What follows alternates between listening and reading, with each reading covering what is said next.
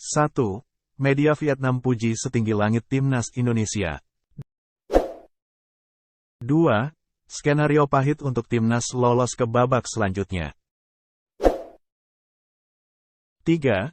Media Irak anggap enteng Timnas Indonesia bukan lawan tangguh. 4. Ratu Tisha menyebutkan Piala Dunia U17 jadi kesempatan belajar untuk benahi kompetisi sepak bola Indonesia. 5. Bima Sakti mengatakan Indonesia tanpa beban lawan Maroko. 6. Cuaca di Surabaya panas, Amar BR Kick masih adaptasi. 7. Arab Saudi berikan contoh untuk skuad Bima Sakti saat hadapi Panama. 8. Iran minta dukungan supporter Indonesia saat lawan Inggris.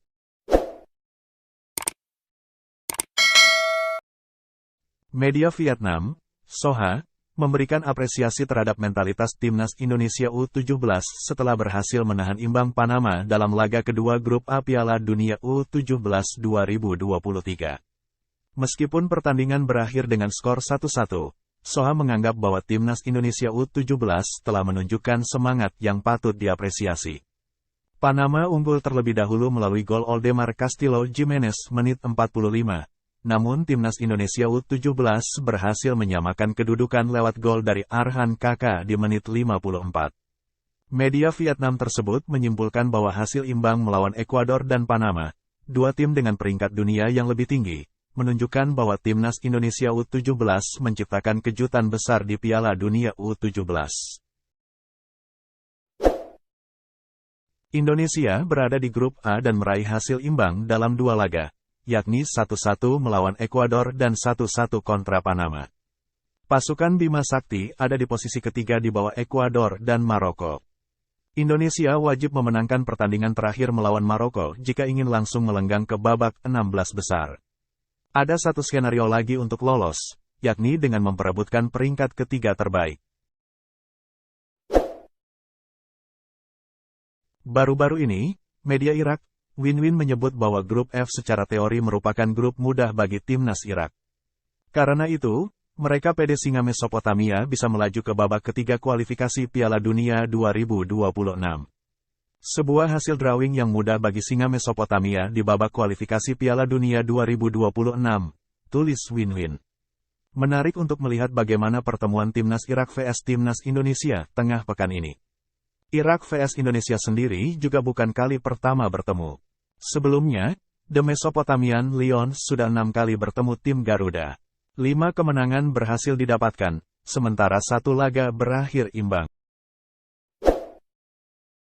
Penyelenggaraan Piala Dunia U17 2023 menjadi momentum penting bagi PSSI dan seluruh stakeholder sepak bola di Indonesia untuk belajar banyak dari FIFA. Menurut Ratu Tisha, tata kelola sepak bola tak hanya berkaitan dengan wilayah teknis, tetapi juga melibatkan berbagai sektor yang terlibat. Oleh karena itu, Piala Dunia U17 2023 diharapkan menjadi ajang menimba ilmu bagaimana mengelola sepak bola yang ideal. Pelatih Timnas Indonesia U17, Bima Sakti angkat bicara seputar persiapan timnya untuk laga pamungkas Grup A Piala Dunia U17 2023 melawan Timnas Maroko U17. Ia menyebut skuad Garuda Nusantara bakal bermain lepas di laga ini. Timnas Indonesia kembali mendapatkan hasil imbang di pertandingan kedua Grup A Piala Dunia U17 2023. Berhadapan dengan Timnas Panama U17, Garuda Asia ditahan imbang dengan skor 1-1. Tambahan 1 poin ini membuat anak asuh Bima Sakti itu berada di peringkat ketiga klasemen sementara Grup A. Ini berarti kepastian Indonesia lolos ke 16 besar atau tidak akan ditentukan di pertandingan terakhir nanti.